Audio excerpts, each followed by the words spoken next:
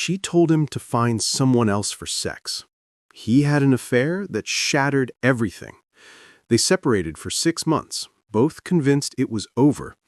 These aren't divorce stories. These are 5 real patterns that therapists see in couples over 50 who found unconventional solutions, and the research shows these approaches actually work.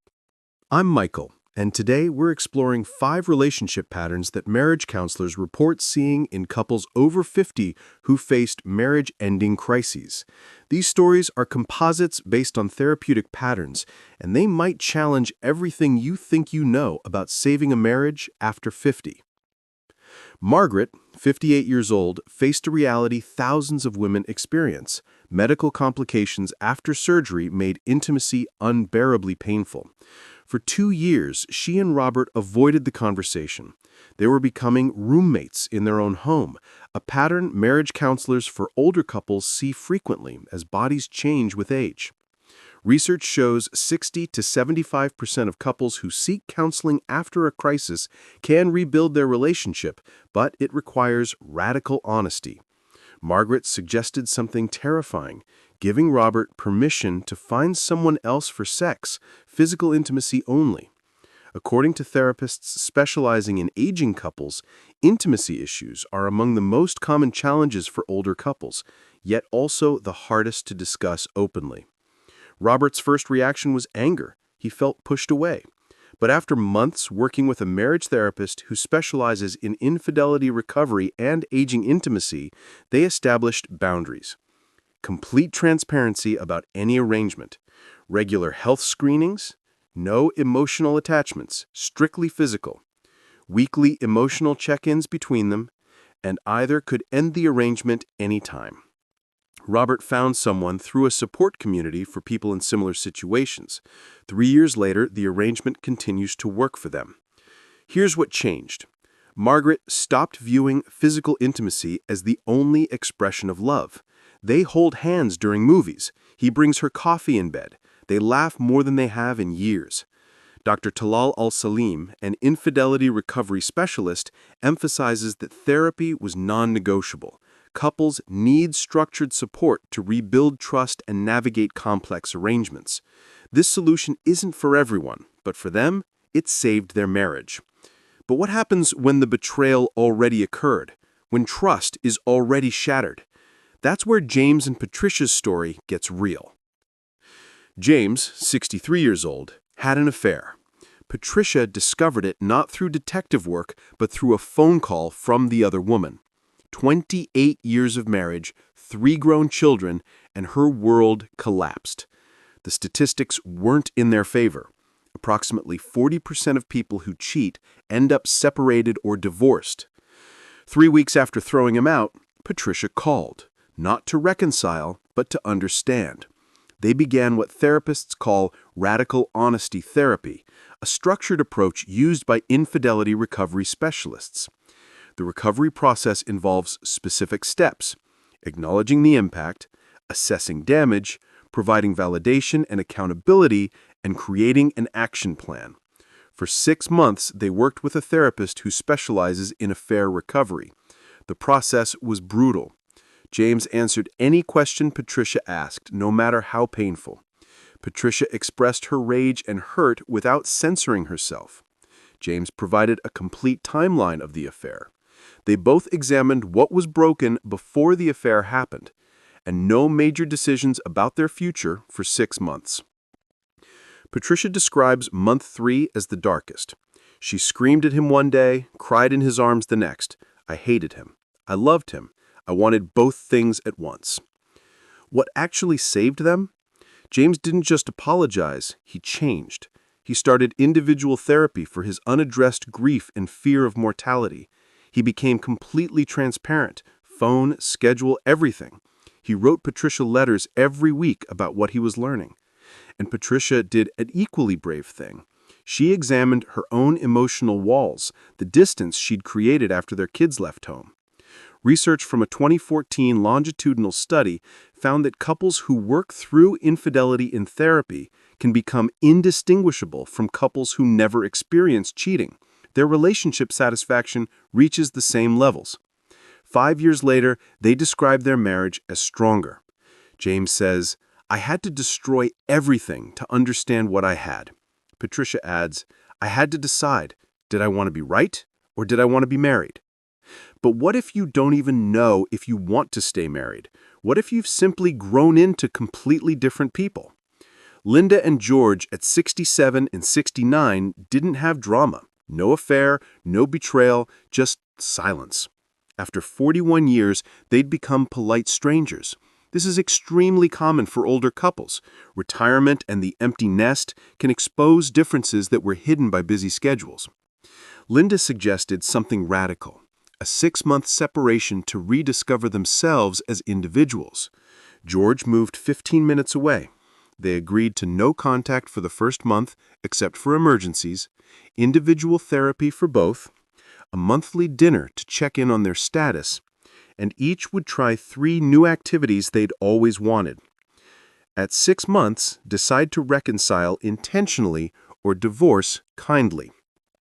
Marriage counselors who work with older couples note that after 25 years together, most couples stop contemplating divorce. They're committed for the long haul, which means they need to actively work to avoid becoming roommates. The first month terrified Linda. She'd wake up panicking, wondering if she'd made a catastrophic mistake. George threw himself into pottery, something he'd mentioned for 20 years but never tried. Then something shifted. Linda started dance lessons. George joined a men's group. They were happy. Not relationship happy, individually happy. By month 3, they were actually looking forward to their monthly dinners, really talking for maybe the first time in years. At month 6, they made their decision. Reconcile, but as different people.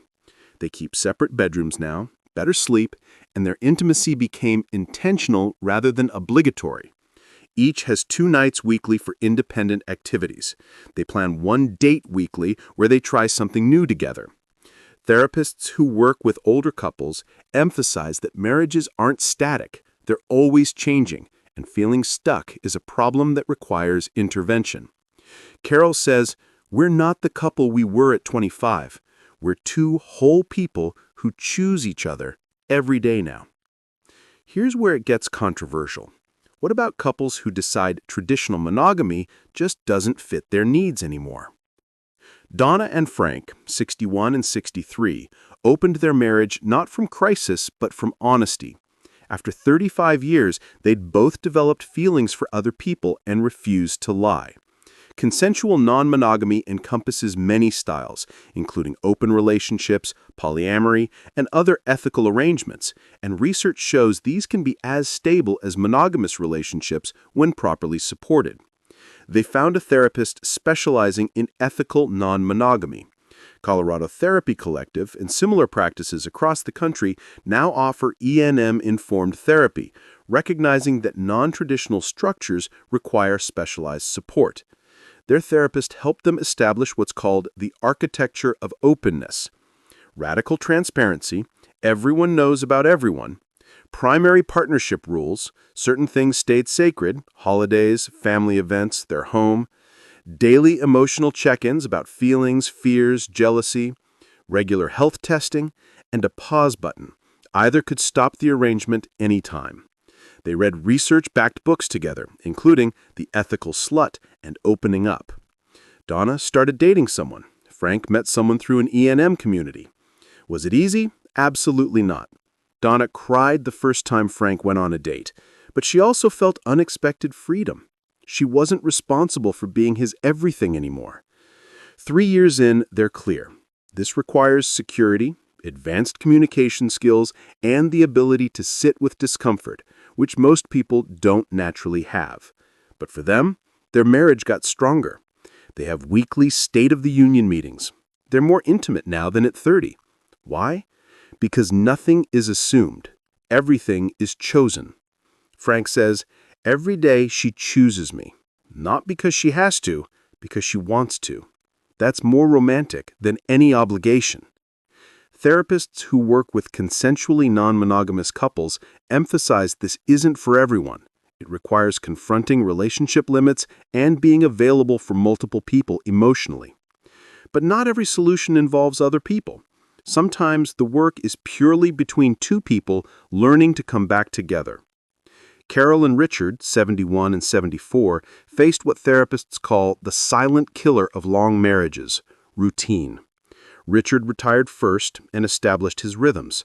By the time Carol retired at 68, they were living parallel lives in the same house. Their turning point came from their granddaughter's school project about marriage. Her final question, "When did you stop dating each other?" Neither could answer. That haunted them. They made a 90-day pact. One planned date per week, alternating who plans. Dates had to be new experiences, not just dinner and TV. Daily physical affection, even just hand-holding. Each writes down one daily appreciation about the other. Week 1 felt awkward, but by week 6, they were laughing again. Really laughing. Research shows that couples married 50-plus years often experience their relationship satisfaction follow a U-shape, high at the beginning, declining over 25 years, then rising again if they actively work on it. Carol explains, "We spent 50 years building a life, careers, kids, house. Then one day that was all gone, and we realized we'd forgotten to build us." They've maintained the dating practice for 3 years. Richard joined Carol's yoga. He hates it, but she lights up. Carol watches his westerns. Still boring, but he holds her hand. Richard says, marriages don't die from explosions. They starve from tiny neglects. 5 couples, 5 crises, 5 unconventional paths forward. What they share? They refuse to accept there's only one way to save a marriage. They got professional help, and research shows couples who seek therapy have a 65 to 75% chance of improving their relationship significantly. They communicated with brutal honesty. They stopped trying to recreate age 25 and built something new for who they are now. Your next step: have that conversation you've been avoiding. Book that first therapy session. Ask the scary question. Do it this week. Subscribe for more real stories about relationships after 50. Comment, what's one thing you're willing to try? I read every one.